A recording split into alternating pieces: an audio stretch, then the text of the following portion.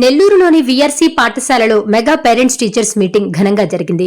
ఈ కార్యక్రమానికి ముఖ్య అతిథిగా రాష్ట్ర పురపాలక పట్టణాభివృద్ది శాఖ మంత్రి డాక్టర్ పొంగూరు నారాయణ సతీమణి పొంగూరు రమాదేవి పాల్గొన్నారు. పాఠశాల ప్రధానోపాధ్యాయులు, ఉపాధ్యాయులను కలిసి పిల్లల ప్రగతిపై ఆరా తీశారు. తల్లిదండ్రులు ఉత్సాహంగా వచ్చి పిల్లల పురోగతిని తెలుసుకోవడాన్ని అభినందించారు.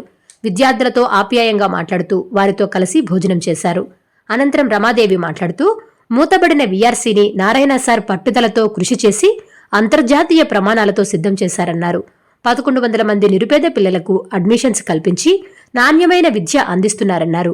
ఉదయాన్నే పనులకు వెళ్లే తల్లిదండ్రుల పిల్లలు టిఫిన్ చేయకుండా వస్తే చదువుపై ఏకాగ్రత చూపలేరనే ఉద్దేశంతో ఉదయం అల్పాహారం, సాయంత్రం స్నాక్స్, అలాగే బడికి రాకపోకల కోసం ఉచిత బస్సు సౌకర్యం ఏర్పాటు చేశామని వివరించారు. అంతేకాకుండా సాధారణ మెటీరియల్స్ బండిల్స్ ఇవ్వకుండా నారాయణ గ్రూపుకు చెందిన R&D టీం నిపుణులతో ప్రత్యేకంగా వర్కౌట్ చేయించి విద్యార్థుల స్థాయికి తగిన నాణ్యమైన మెటీరియల్ను అందిస్తున్నామని చెప్పారు. పేద పిల్లల ఉజ్వల భవిష్యత్తు కోసం తమ కుటుంబ సహకారం ఎల్లప్పుడూ ఉంటుందన్నారు.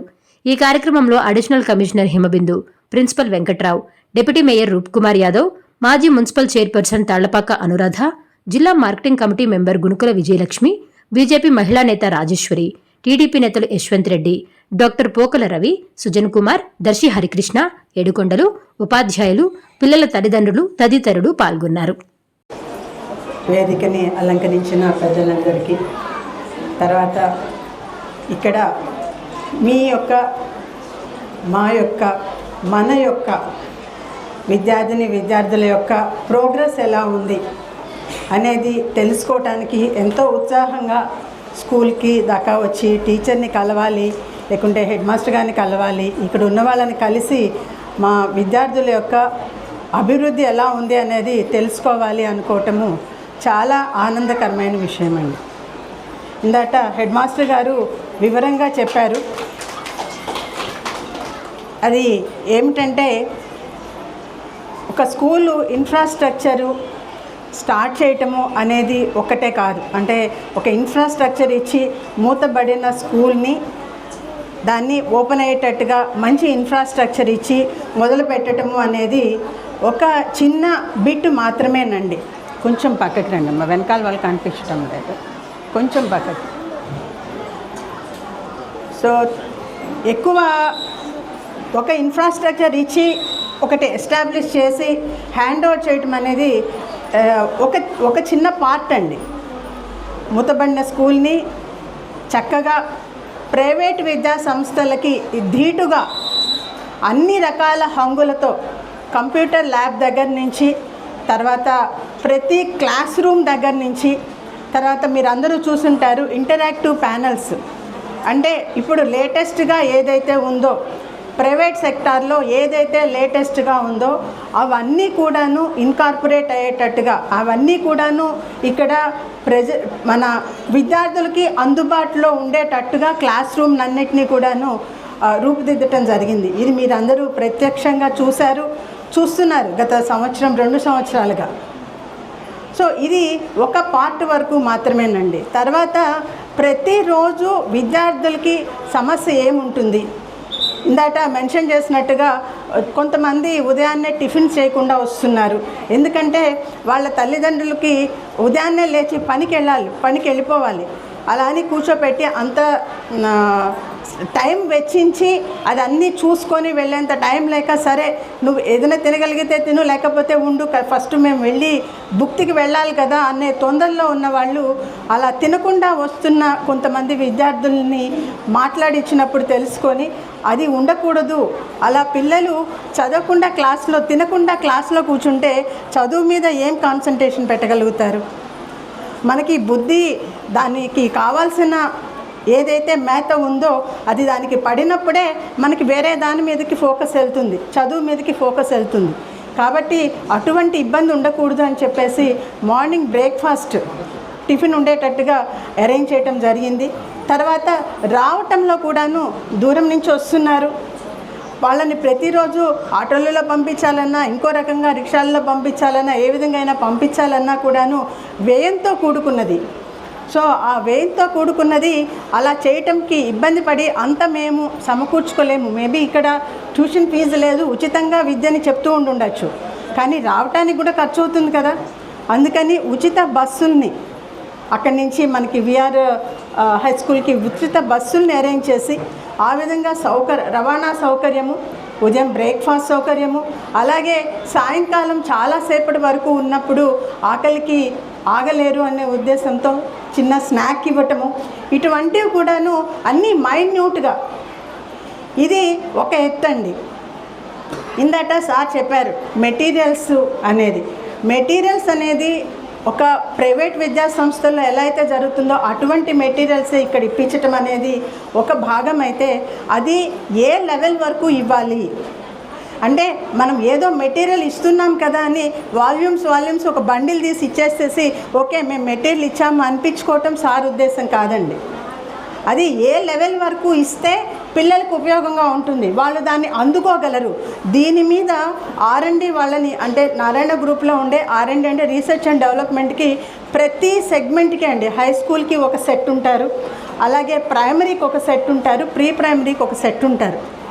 అందులో వాళ్ళని హై స్కూల్ వాళ్ళని స్పెషల్గా పిలిపించి వాళ్ళతో వర్కౌట్ చేయించి ఏ లెవెల్ వరకు మెటీరియల్ని ఇవ్వాలి దీని మీద వాళ్ళ మీద వర్కౌట్ చేయించి వాళ్ళ మీద రివ్యూ చేసి ఆ మెటీరియల్ని తనే స్వయంగా ఇంత సెట్ వరకు ఇస్తే వాళ్ళు చాలా ఈజీగా అందుకోగలుగుతారు. ఊరికే ఏదో బండిల్స్ ఇచ్చేయటం కూడా కాదు, దాని మీద కూడాను రీసెర్చ్ చేస్తున్నారండి సారు. ఏ లెవెల్ మెటీరియల్ ఇవ్వాలి పిల్లలకి, ఎంతవరకు ఇస్తే ఉపయోగం అనేది చూసి దాని ప్రకారంగా అందించటము. అదేవిధంగా వాళ్ళకి ప్రతిరోజు జరుగుతోందా లేదా, క్లాసుల్లో అదే జరుగుతుందా లేదా, ఆ జరుగుతున్నది కరెక్ట్గా జరుగుతుందా లేదా అని మళ్ళీ వేరే వాళ్ళని దానికి ఇన్స్పెక్షన్ పంపించటము, వాళ్ళు పంపించిన రిపోర్ట్స్ని చెకింగ్ మెకానిజంకి వేరే వాళ్ళతో చేయించడం, ఈ విధంగా ప్రతి దానిని కూడాను చాలా డీటెయిల్డ్గా చేస్తున్నారండి. అంటే పేరెంట్స్కి ఏమన్నా ఇబ్బందులు ఉంటే కనుక అది టీచర్స్కి తెలియాలి. పర్టికులర్గా వాళ్ళ టీచర్కి సంబంధించి మాట్లాడినప్పుడు వాళ్ళ పిల్లలకి సంబంధించి ఏమైనా ఇబ్బందులు ఉన్నాయా, ఏదన్నా చెప్పటంలో ఇబ్బంది ఉందా, లేకుంటే పలానా దానిలో ఇబ్బంది ఉంది అనేది టీచర్ గురించి పేరెంట్ తెలుసుకోవాలి. పేరెంట్లో ఏమైనా ఉందో అది టీచర్కి తెలియాలి. కాబట్టి ఈ రెండింటి మధ్య వాళ్ళ యొక్క సూచనలు అనేవి కూడా చాలా అవసరం అని చెప్పేసి దీన్ని parent teacher PTM mega PTM అని దీన్ని ఇంట్రడ్యూస్ చేయడం జరిగింది. నారా లోకేష్ బాబు గారికి అండ్ ప్రత్యేకించి చంద్రబాబు నాయుడు గారి సూచనలో దీన్ని పాటిస్తున్న మన ప్రభుత్వానికి చాలా ధన్యవాదాలండి. ఎందుకనంటే ఇది చాలా మేజర్ థింగ్. ఈరోజు మొత్తం ప్రతి స్కూల్లో, గవర్నమెంట్ ప్రతి స్కూల్లో, ప్రతి కాలేజీలో ఈ మెగా PTM జరుగుతోంది. మొత్తం రాష్ట్ర వ్యాప్తంగా జరుగుతోంది. మొదట డిసెంబర్ 2024లో మొదలు పెట్టడం జరిగింది. ఇది మొత్తం మీద 4వసారి ఇది జరుగుతోంది. సో ఈ విధంగా ప్రతి ఒక్కళ్ళు కూడా, పేరెంట్స్ కూడాను విద్యా సంస్థల్లో భాగం అవ్వాలి, వారి యొక్క సూచనలు అనేది ఇవ్వటం అనేది చాలా ముఖ్యం అని చెప్పి భావించి ఈ ప్రోగ్రాం చేయటం జరిగిందండి. సో మీ అందరి యొక్క సూచనలు అనేది మాకు చాలా అమూల్యమైనవి. కాబట్టి దీనికి మరొకసారి ప్రత్యేకించి నారా లోకేష్ బాబు గారికి, చంద్రబాబు నాయుడు గారికి అండ్ మన మంత్రివర్యులు నారాయణ గారికి మరొకసారి ధన్యవాదాలు తెలుపుకుంటున్నాను. Thank you madam, thank you very much madam. So ఈ కార్యక్రమంలో మనకి మున్సిపల్ కార్పొరేషన్ కమిషనర్ గారు ఇచ్చేస్తున్నారు.